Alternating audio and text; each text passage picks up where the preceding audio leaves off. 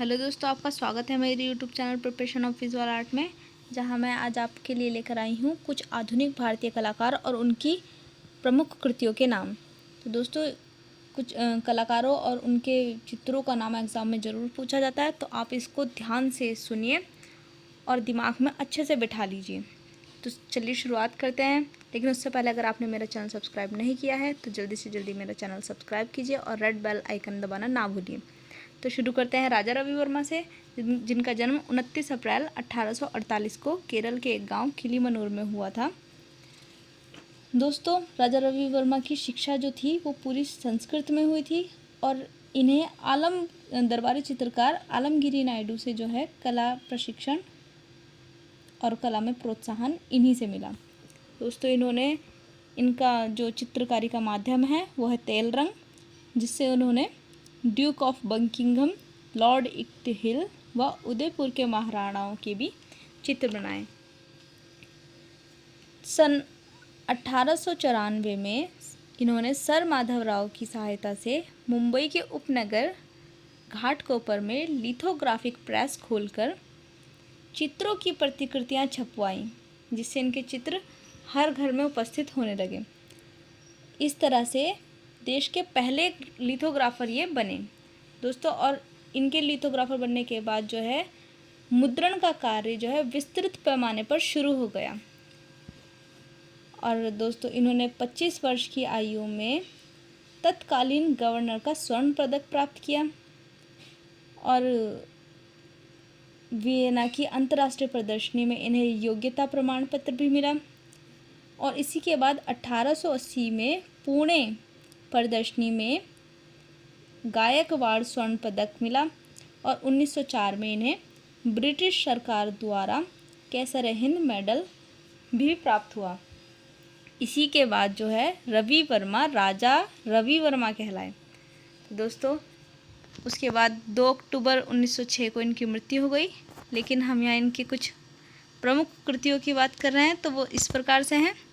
सबसे पहले उषा, अनिरुद्ध, जटायुवध, नारी पुष्पबालिका, मालाबार, माता व पुत्र, संदेशवाहक हंस, गंगा शांतनु और शकुंतला के प्रेम पत्र, सत्यवादी हरिश्चंद्र, भीष्म प्रतिज्ञा, भिक्षुणी, बाला, हंस और महिला, द्रौपदी, सीताहरण, दरिद्रता, महिला और दर्पण, वामन अवतार। इसके अलावा इनके और भी बहुत सारे चित्र हैं। चलिए चलते हैं अब अगले आर्टिस्ट की तरफ।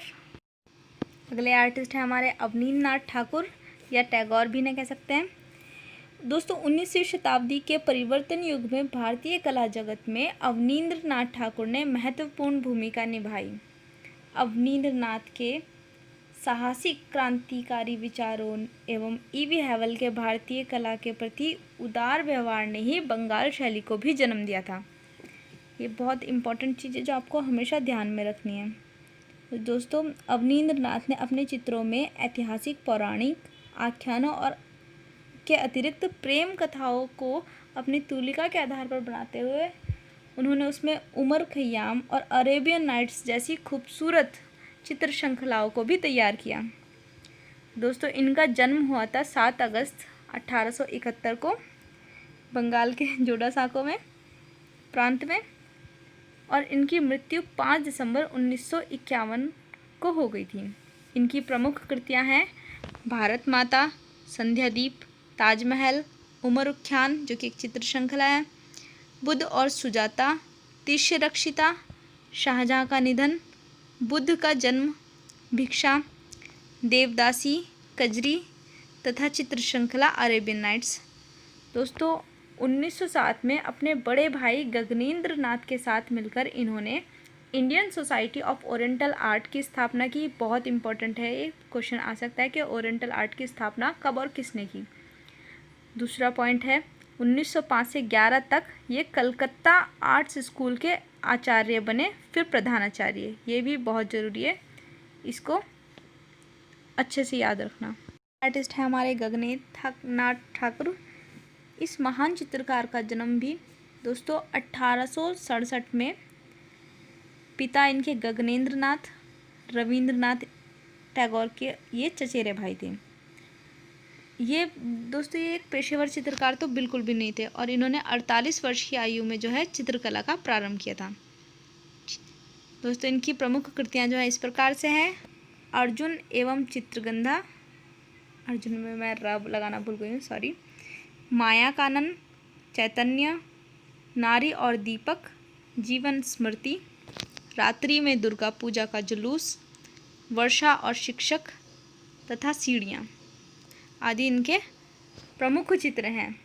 इनका चित्रण कार्य समझने के लिए 200 से 5 भागों में जो है बांटा गया है।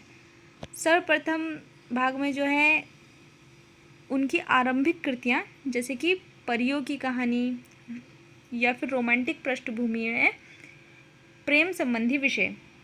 द्वितीय भाग जो कि 1916 से 18 के बीच में इन्होंने जिसमें काम किया वो थे रेखा चित्र, जो कि काले या सफ़ेद पेंसिल से बनाए गए, कलर से बनाए गए रेखा चित्र थे, और छवि चित्र और व्यंग चित्र। और तृतीय भाग में जो है प्राकृतिक चित्र आते हैं। उसके अलावा चतुर्थ भाग में अमूर्त चित्र तथा पंचम भाग में घनवादी चित्र। इन्होंने घनवादी शैली में भी काम किया है। तो क्वेश्चन इस तरह से आ सकता है, वो ऑप्शन दे सकते हैं कि इनमें से कौन से चित्रकार ने घनवादी शैली में कार्य किया है। तो आपको बिना सोचे समझे सिर्फ और सिर्फ गगनेंद्र नाथ टैगोर के ऊपर टिक लगा देना है। घनवादी चित्रकार यही थे। चलिए अगला देखते हैं। नंदलाल बसु जो कि अवनींद्र नाथ के प्रमुख शिष्यों में से एक थे। इनको मास्टर मोशाय के नाम से भी जाना जाता है। इनका जन्म 3 सितंबर या दिसंबर को 1883 या 82 ईस्वी में बिहार के खड़गपुर हवेली में हुआ था। इनके पिता का नाम पूर्णचंद्र बसु जो कि बिहार में एक स्थापत्य शिल्पी थे। दोस्तों इन्होंने 1931 में सहज पथ पुस्तक के लिए चित्र बनाए।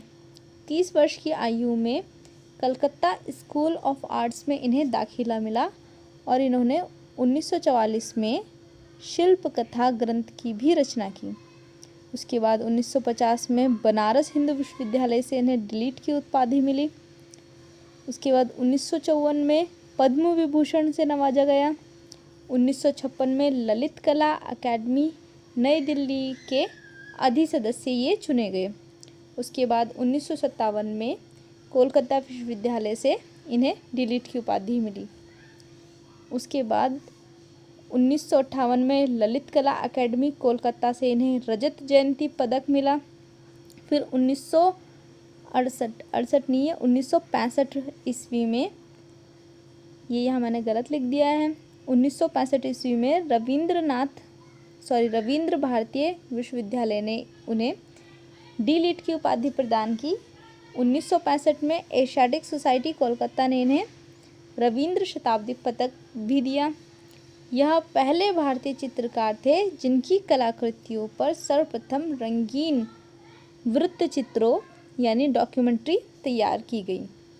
दोस्तों इनकी मृत्यु 16 अप्रैल 1966 को हो गई थी और इनके प्रसिद्ध चित्र हैं सती जो कि 1907 में बना, चिता पर पड़ती सती, सती का देह त्याग, यानी कि सती से रिलेटेड जो है जितने भी चित्र मैंने अब तक देखे हैं वो सब नंदलाल बसु जी ने बनाए हैं।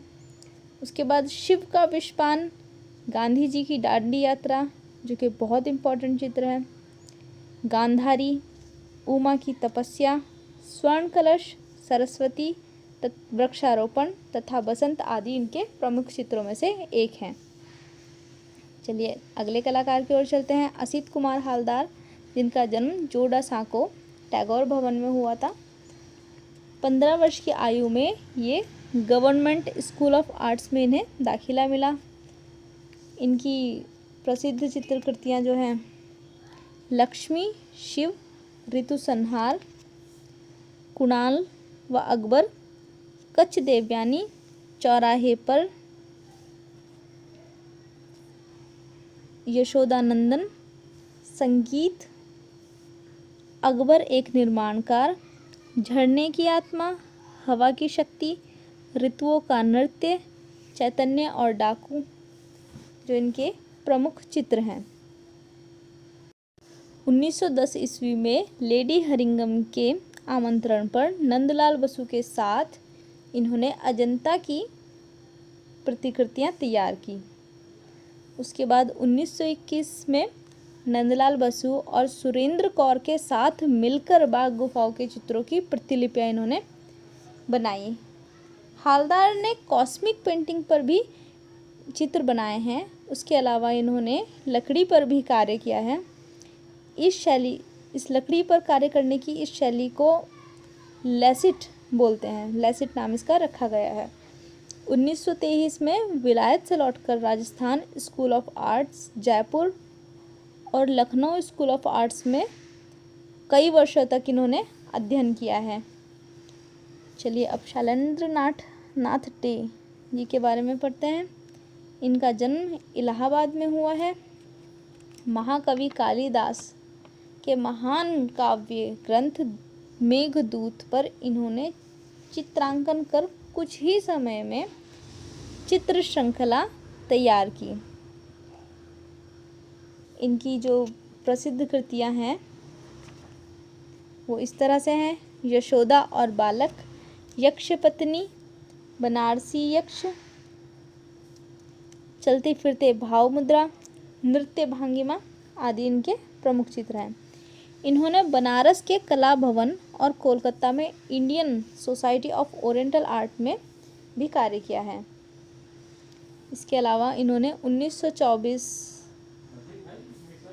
ईस्वी के लगभग इन्होंने Rajasthan school of art and craft में एक शिक्षक के रूप में आए और इस दौरान ही इन्होंने प्रसिद्ध पुस्तक भारतीय चित्रकला लिखी। नेक्स्ट देखते हैं हम क्षितेंद्र नाथ मजूमदार, जो कि क्षितेंद्र नाथ मजूमदार, इनका जन्म 1891 मुर्शिदाबाद उत्तर प्रदेश के निमटिया क्षेत्र में हुआ था। इन्होंने कला की शिक्षा कलकत्ता आर्ट कॉलेज में ली थी और 6 वर्ष शांति निकेतन में अवनींद्र नाथ के सानिध्य में रहकर इन्होंने अपनी कला की शिक्षा पूरी की। दोस्तों, जो मैं आपको ये आर्टिस्ट जिस आर्ट कॉलेज में पढ़े हैं उनको ज़रूर याद रखना, क्योंकि ये क्वेश्चन भी ज़रूर आते हैं। चलिए इनकी प्रमुख कृतियाँ देखते हैं।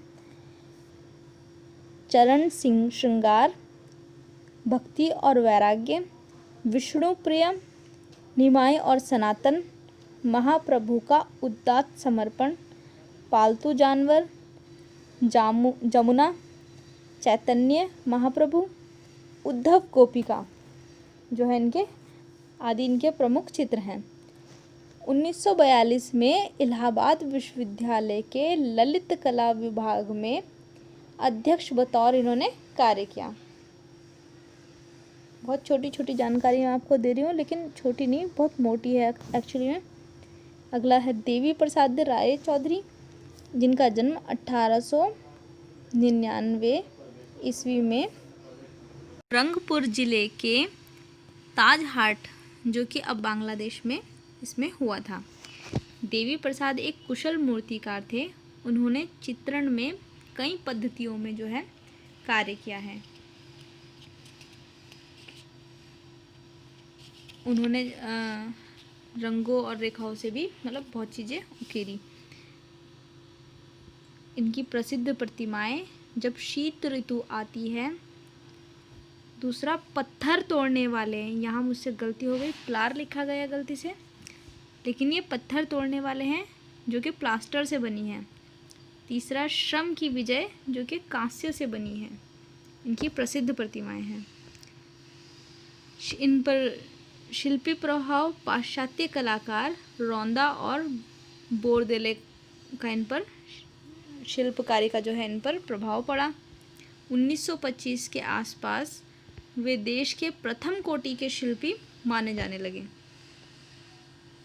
इनकी प्रसिद्ध जो चित्रकृतियां हैं वो कुछ इस प्रकार से हैं: विनाश का देवता, श्रम की विजय, भूख के शिकार, तूफान के बाद, दुर्गा पूजा यात्रा, ग्रीन एंड गोल्ड, पुल, आखिरी आघात इनकी कुछ प्रमुख कृतियां हैं। 1958 में तत्कालीन राष्ट्रपति डॉक्टर राजेंद्र प्रसाद ने उन्हें पद्म विभूषण की उपाधि से भी सम्मानित किया। और दोस्तों 15 अक्टूबर 1975 में इनकी मृत्यु हो गई। उसके बाद प्रसिद्ध साहित्यकार, विश्वविख्यात कवि और नाटककार व चित्रकार रविंद्रनाथ टैगोर जी, जिनका जन्म 1861 को जोड़ा सांको में कोलकाता में हुआ था।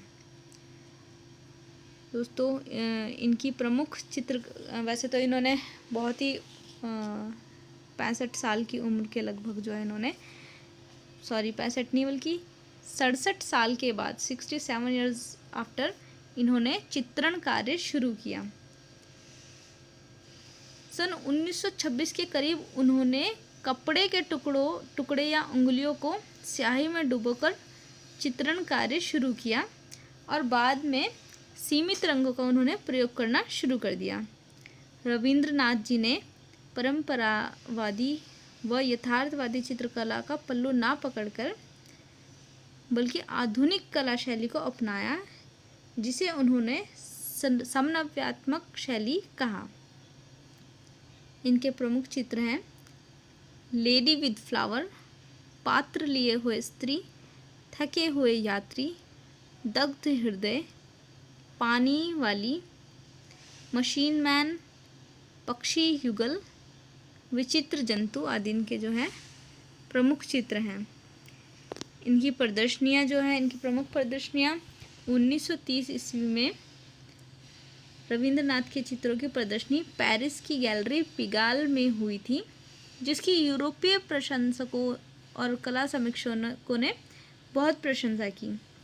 और साथ ही जो है यूरोप और अमेरिका की कलादिर्दाओं ने भी उन्हें खरीदा और आश्चर्यचकित हो चुके थे उनकी कलाकृतियों को देख के। और उसके बाद ही लंदन, बर्लिन, न्यूयॉर्क व मॉस्को में भी इनके चित्रों की कई प्रदर्शनियाँ हुई। 1932 में जो है इनके चित्रों की प्रदर्शनी भारत में कोलकाता में हुई। उसके बाद 1946 में यूनेस्को द्वारा आयोजित अंतर्राष्ट्रीय आधुनिक कला प्रदर्शनी में उनके 4 चित्रों को सम्मिलित किया गया। और उसके बाद 1933 में भी रविंद्रनाथ जी के चित्रों की प्रदर्शनी मुंबई में हुई, जो भारतीय जनता जिसे देखकर दंग रह गई।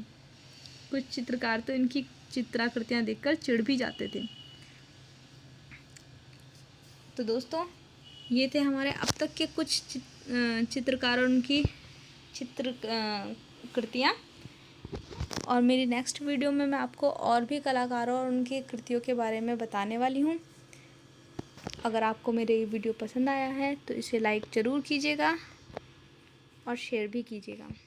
Thank you.